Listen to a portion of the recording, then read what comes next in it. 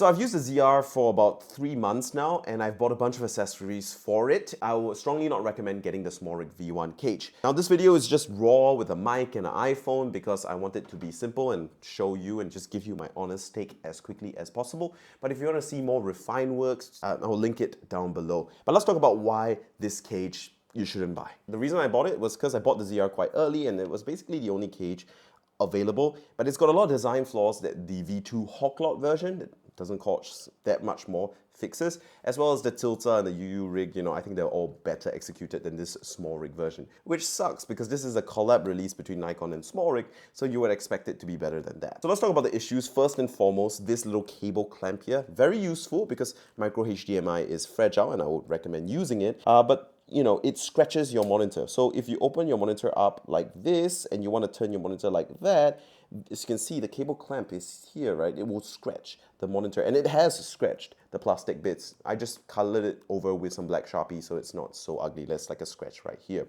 Not the biggest fan of that. And so if you want a monitor facing down like this for like high up shooting, it will scratch if you use this cable clamp. And so I have to remove it if I want to do that, which is one of the design flaws of this cage and that cable clamp. Another thing I don't like about this cage, the compatibility is just not great. So first and foremost, this top area here doesn't have a built-in NATO rail, whereas the new Hawklot V2 cages do from SmallRig, as well as Tilta, I think. Their cage also has NATO rails. The next annoying thing is that the screw spacing for the two top screws here on this rail is not standardized. So if you want to buy the double screw NATO rail convertible accessory, it just won't fit on this cage. So your only option for putting a NATO rail on the top of this cage is actually an RE rosette adapter. And I'm not the biggest fan of RE rosette because yes, it's got 2 pins to prevent things from spinning around, but it still comes loose because it's only a single screw solution, whereas with 2 screws, it's very, very secure for a very long time. But you can't use any of the NATO rail adapters like this because the spacing is not standard and it just won't fit, which just sucks. The next thing about this cage I dislike is that this top rail right here really restricts your access to the buttons. And the ZR really doesn't have many buttons, so the few buttons that you do have, really, really important. And these top rails basically makes it really hard to either reach these 3 buttons or the photo video switch, depending on how you hold it. That doesn't help that this has a very fat, chunky grip. Great for ergonomics for holding the camera, but makes it even harder to reach the record button, the photo video switch on the top here, as well as these 3 buttons. Now I have this set for white balance, ISO, and a quick access menu, and what that means is that I have to change my grip to reach it with my thumb to press it, to stick my finger in there. I can't just use my first finger to reach all 4 buttons like Nikon probably intended me to. I can't just use my thumb for all 4 buttons either. So it's really, really stupid. There are other cages out there that have this kind of arched out, that's high up arc. So what that means is that you can stick a finger underneath and reach all buttons more easily. So ergonomically, that's really dumb.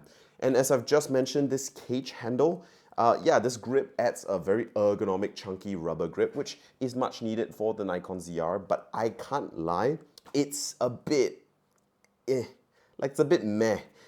It doesn't really distribute the weight very well, so when you have it fully rigged out like that, it still feels very unstable.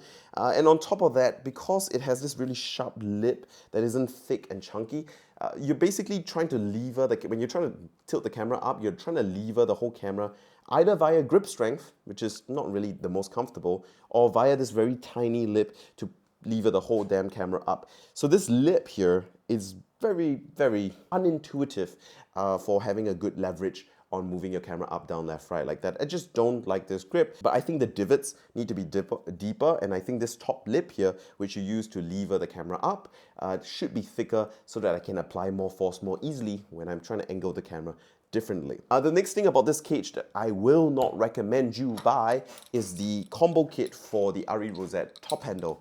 This is not a bad handle, it's not that bad, but it is an RE Rosette mount, which I hate.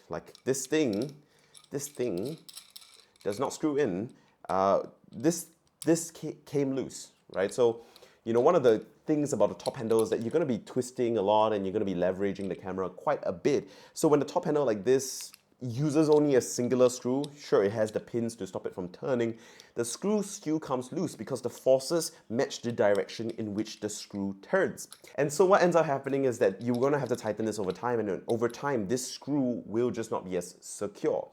As such, I have swapped to a NATO rail full system, and while I wish I could use a standard NATO rail like this, I can't. I have to use an RE rosette, which sucks, but at least the RE rosette NATO rail adapter is a lot more sturdy than just this singular RE rosette mount that this top handle has. It's also a bit pricey, like this thing is like $40+ for this top handle, and compared to this newer one, which is like $30+. I'm talking about Singapore dollars, by the way, not US dollars. This doesn't have like side cold shoes for mounting a mic over here, sure, but it's better built. It has a nicer grip that feels grippier, it's thicker and easier to hold on to, has basically the same amount of mounting, like yeah sure the small rig has 2 more screws, but does that really matter?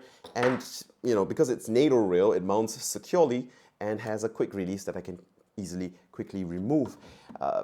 So all in all, I will not recommend the Nikon ZR V1 cage. I only bought it because it was one of the first cages available on the market, and I bought this camera quite a while ago. If you already have this cage, obviously you probably shouldn't change it, but if you don't have this cage, don't buy it. Buy the V2 Hawklock cage or the Tilter cage instead. They both have more features like built-in NATO rail, more standardized screw mounting, and as far as I'm aware, the Tilter one doesn't really have this issue with the cable clamp. Whatever it is though, just be aware, if you do use the small rig style cable clamp to hold the micro HDMI in place, be careful not to scratch your screen because yeah, it sucks if you do. Subscribe.